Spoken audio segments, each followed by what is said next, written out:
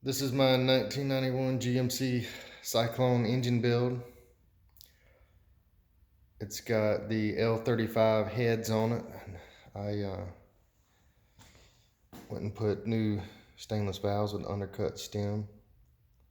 As you can see there, it's got a comp cam. I believe it's the 412 for the 4.3. And this engine threw a connecting rod, as you can see from the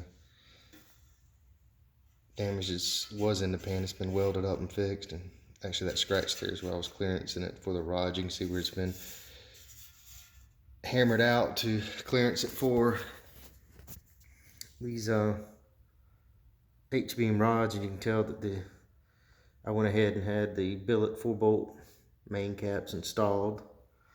Did a really good job installing it, and actually it's got the nodular iron rear main cap. This block did not originally have the nodular iron, which they said all Cyclones did, but this one did not. But I got one and had it put on there as we're doing the other mains.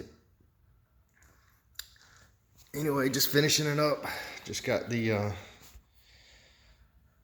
lifters preloaded, and got to start putting the tin on it next.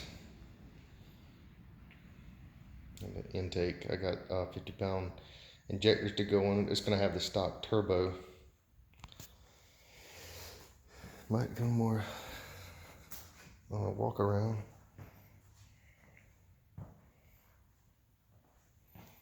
Hopefully it stays together this time.